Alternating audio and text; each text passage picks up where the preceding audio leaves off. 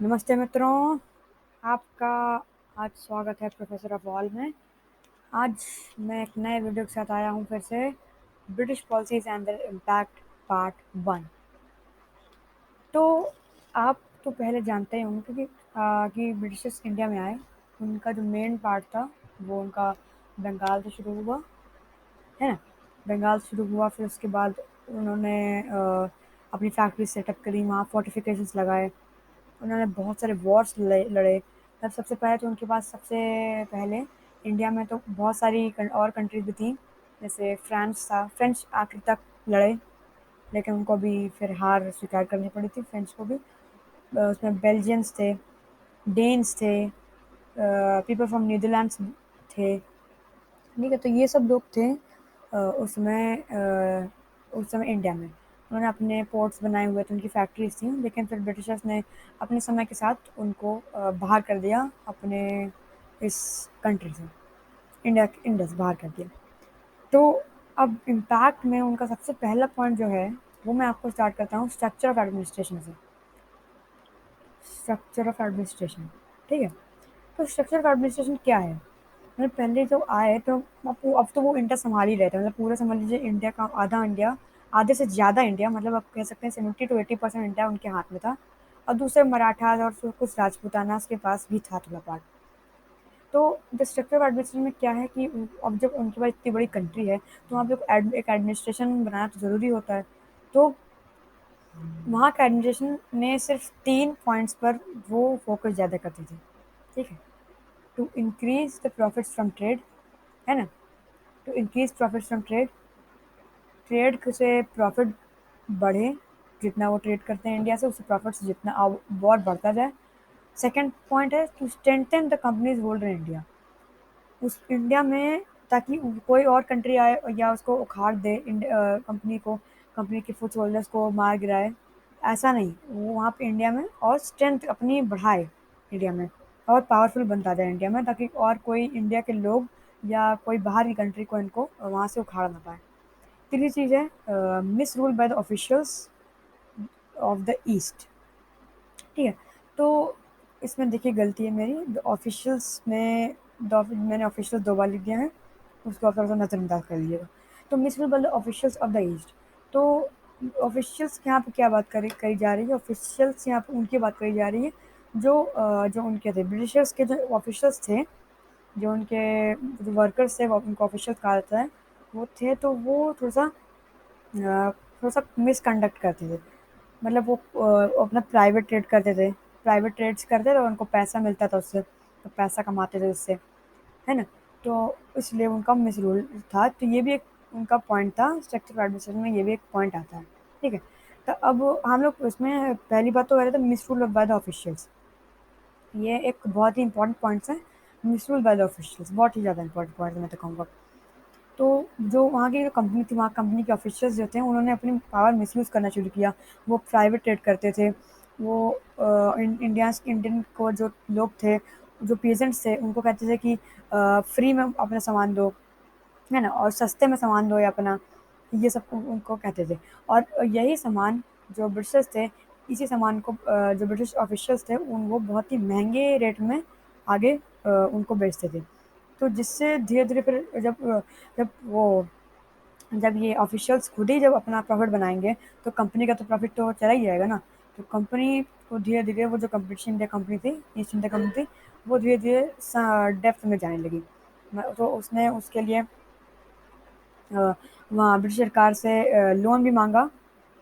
तो और बहुत से ये जो थे, जैसे आप इसमें आप देख सकते हैं, वो अपने में ही मस्त रहते थे। मतलब उनको कंपनी का उस प्रॉफिट से कोई मतलब नहीं। तो ये फिर आया, ब्रिटिश पार्लियामेंट ने इस पर ध्यान देना शुरू किया। फिर उन्होंने एक रेगुलेटिंग एक्ट जारी किया, जिसको कहते हैं रेगुलेटिंग एक्ट ऑफ 1773, ठीक है। तो मैं उस रेगुलेटिंग एक्ट को आपको दिखाता हूँ कि उस रेगुलेटिंग एक्ट के मेन पॉइंट्स क्या थे, ठीक है। तो द रेगुलेटिंग एक्ट ऑफ 1773, तो उसमें ऐसे ये कहा गया था कि जितने भी जो डॉक्यूमेंट्स थे, जो सिविल के बारे में हो, मिलिट्री के बारे में हो और रेवेन्यू के बारे में हो, वो जो कंपनी से रिलेटेड है, मतलब इंडिया से रिलेटेड, और कंपनी के पास जो है, वो सीधे ब्रिटिश गवर्नमेंट के पास लाने चाहिए, सीधे ब्रिटिश गवर्नमेंट के पास दे देने चाहिए। ये सामने रखा जाना चाहिए, ताकि वो खुद उसको देख सकें एक बार पर्सनल तरीके से।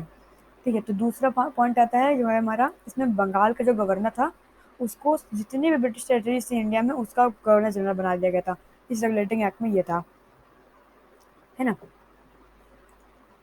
तो जो गवर्नर जनरल था उसको 4 मेंबर्स दिए गए थे, उसको एक काउंसिल बनाया गया था और उसको 4 मेंबर्स दिए गए थे।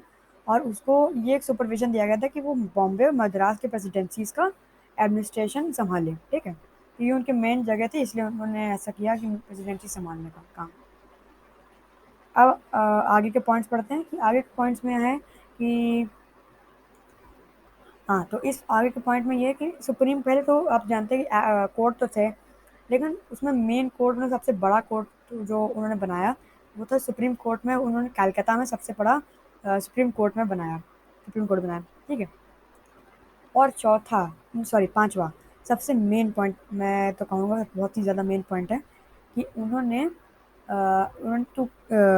उसकी करप्ट प्रैक्टिसेस जो थी ऑफिशियल्स की, उसको कंट्रोल करने के लिए इसमें एक और एक्ट में एक और जो थी, क्योंकि उसको कंट्रोल करने के लिए ऑफिशियल्स को कहा कि एक डॉक्यूमेंट होना चाहिए जिसमें जो ऑफिशियल्स की जितनी प्रॉपर्टीज़ होंगी और जो भी प्रॉपर्टीज़ होगी और जितना भी उनका कारोबार है, वो उनके पास कैसे है, क्यों है, कैसे आया, वो प्रॉपर्टी उनके पास कैसे आई और कब आई और क्यों आई। ठीक है, तो ये बहुत अच्छा पॉइंट था रेगुलेटिंग एक्ट में। लेकिन फिर आप जानते हैं कि ड्रॉबैक्स तो थे ही कुछ, क्योंकि ये जो एक्ट था इससे ज़्यादा कुछ फ़र्क नहीं पड़ा उसके, इंडिया में जितने लोग थे उनको कोई ज़्यादा फ़र्क नहीं पड़ा। तो इंडिया में ऑफिशियल थे वो फिर तब भी माल प्रैक्टिसेस करते थे, फिर भी मिसकंडक्ट करते रहते थे वो, ऐसे ये सब करते रहते थे। तो ड्रॉबैक्स क्या थे? ड्रॉबैक्स में ये था कि उन्होंने इंडियन पॉपुलेशन की जो रेवेन्यू कंपनी को दे रही थी उसके बारे में तो कंसर्न ही नहीं जताया। ये तो मेन पॉइंट है ना कि जो इंडिया के जो लोग हैं वो रेवेन्यू दे रहे हैं, तो उनके बारे में तो कंसर्न ही नहीं, कोई बात ही नहीं की उसमें एक्ट में। और जो ये जो इन्होंने एक्ट जारी किया था, इससे जो कंपनी के जो ऑफिसर्स थे उन्होंने मैल प्रैक्टिसेस या गलत काम करना, जो प्राइवेट ट्रेड ये सब करना, वो सब बनने किया ही नहीं। और जो सुप्रीम कोर्ट की जो पावर थी, जब सुप्रीम कोर्ट बनाया ही गया था, तो उनकी पावर तो मतलब उनकी पावर दी ही नहीं गई, मतलब वेल डिफाइंड ही नहीं थी। मतलब आप कहेंगे पावर जो थी वो तो मतलब उन्होंने 2-3 पावर दे दी होंगी, लेकिन जो मेन पावर थी वो तो उन्होंने बताई ही नहीं, है ना। तो ये एक ड्रॉबैक, ये 3 ड्रॉबैक्स थे उस एक्ट के।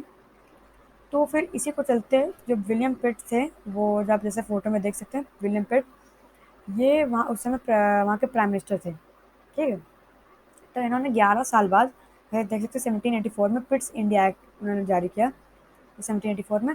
इसमें इन्होंने एक नया जो लूप होल्स जो थे रेगुलेटिंग एक्ट में उसको थोड़ा सा उसको ध्यान में रखते हुए ये एक्ट बनाया था। ठीक है, हाँ, तो इसकी चलते जो पहला हमारा वो है जो हमारा पहला पॉइंट है, वो ये कहता है कि विलियम पिट ने एक वहीं वहाँ ब्रिटेन में एक बोर्ड ऑफ कंट्रोल बनाया, एक बोर्ड बनाया। हाँ, तो ये जो पहला हमारा जो पॉइंट दिया हुआ है, ये कंसर्न था, वहाँ पे एक बोर्ड बनाया गया था, वो एक कंट्रोलिंग बोर्ड बनाया गया था, ब्रिटेन में ही बना दिया था विलियम पिट ने। जो जो जो अब तो उसने रेगुलेटिंग एक्ट के तहत तो सिविल और मिलिट्री और रेवेन्यू के तो आते ही थे पार्लियामेंट के पास, लेकिन पार्लियामेंट के पास इतना समय होता ही नहीं था कि वो उसको चेक करें कि क्या है क्या है। तो बोर्ड ऑफ कंट्रोल ब्रिटेन में बनाया गया विलियम पिट के द्वारा। उन्होंने सिविल, मिलिट्री और रेवेन्यू जो अफेयर्स इंडिया के थे उन लोगों को उसने संभालना शुरू कर दिया। और उन्होंने गवर्नर जनरल जो इंडिया के थे उनको एडिशनल पावर्स भी दी। उस एडिशनल पावर के तहत ये था कि उनके जो काउंसिल के मेंबर्स थे, 4 मेंबर्स थे, उनको वो ओवर रूल कर सकते थे।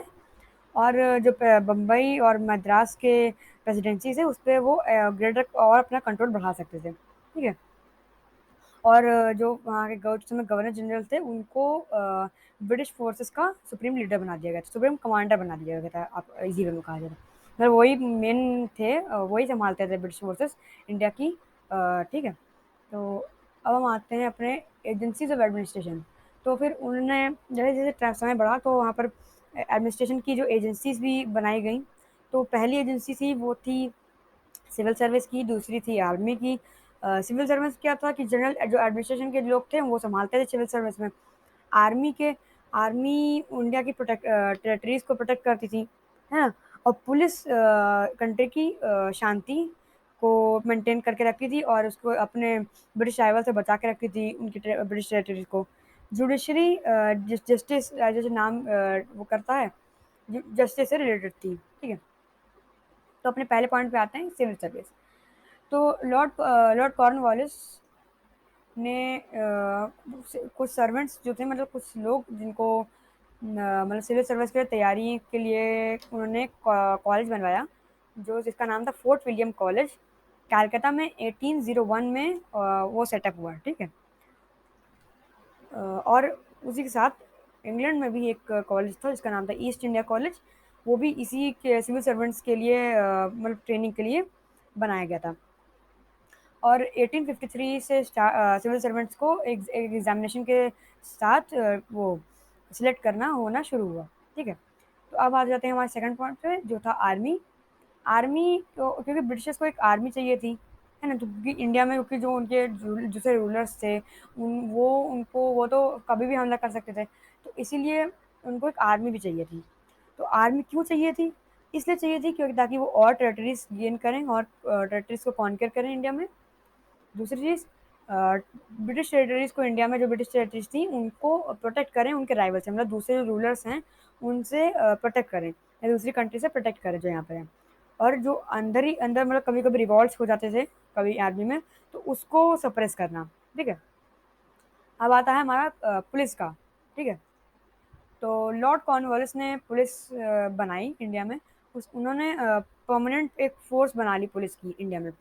जो डिस्ट्रिक्ट के जो होते हैं, जैसे थाने होते हैं, थाना, तो वही डिस्ट्रिक्ट को थाने में बदल दिया, मतलब एक डिस्ट्रिक्ट में एक थाना रहेगा।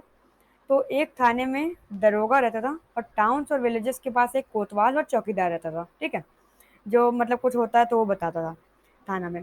तो फिर डिस्ट्रिक्ट पोस्ट के लिए एक सुपरिटेंडेंट ऑफ पुलिस बनाया गया, जो पूरे डिस्ट्रिक्ट के लिए देखता था, ठीक है। तो अब आती है हमारी economic policies. Now we can say कि हमारी इकोनॉमिक पॉलिसीज़ उनकी क्या थी। इकोनॉमिक पॉलिसीज़ उनकी मेनली में आ जाती है हमारी एक्सट्रैक्टिंग मोर रेवेन्यू, पहला पॉइंट। दूसरी, finding source of cheap raw materials. पहला है एक्सट्रैक्टिंग मोर रेवेन्यू, ताकि जो हम लोग को लैंड रेवेन्यू उनको मिलता था, तो वो उनकी जो मेन था है कि उनको ज़्यादा से ज़्यादा रेवेन्यू मिलता जाए। और दूसरे पॉइंट में आता है find source of cheap raw materials. तो उनको कहीं ना कहीं से मतलब ये ढूंढना है कि वो रॉ मटेरियल्स चीपली उनको मिल जाए कहीं से, है ना, कहीं ना कहीं से उनको चीपली मिल जाए, ठीक है। और इंडियन मार्केट को इतना बढ़ाओ कि जो ब्रिटिश को, वही ब्रिटिश के पास गुड तो आ रहा था लेकिन उसको बेचना भी तो था। तो इंडियन मार्केट को इतना बढ़ाया कि वो ब्रिटिश गुड्स को भी फिर लार्ज क्वांटिटीज में बिकने शुरू हुए, तो उससे प्रॉफिट और बढ़ा, ठीक है। अब हमारे पास अब आते हैं लैंड रेवेन्यू पॉलिसी ब्रिटिश की क्या थी, ठीक है। तो ब्रिटिश के पहले देखिए जो लैंड रेवेन्यू पॉलिसी थी, वो रूलर्स के पास जो ऐसी थी कि मतलब कोई कभी भी जैसे अ, जो पेजेंट्स होते थे, जो लैंड ओनर्स होते थे, वो रेवेन्यू दे देते थे। लेकिन कभी कभी जैसे क्रॉप फेलियर हो जाए, या बाढ़ आ गई, या कुछ कोई भी कैलमिटी हो गई, कोई भी नेशनल कैलमिटी हो गई, तो उसके उससे जो पीजेंट्स थे, जो उस समय रूलर्स, वो क्या करते थे कि उनको उनका काम, वो पैसा कम कर देते थे, या लेते पैसा उस समय लेते नहीं थे उस समय के लिए, ठीक है। लेकिन ऐसा ब्रिटिशर्स ऐसा नहीं किया, है ना, ब्रिटिशर्स ने ऐसा बिल्कुल नहीं किया। तो उनके इम्पोर्टेंट पॉइंट, उनके जो रेवेन्यू कलेक्शन थे, राइट्स थे, उन्होंने एक उससे पॉइंट्स बनाए। पहला पॉइंट है, revenue was collected by the officers of the company. Revenue company के ऑफिशियल्स ही कलेक्ट करते थे, कंपनी के उनके ऑफिसर्स थे वही कलेक्ट करते थे।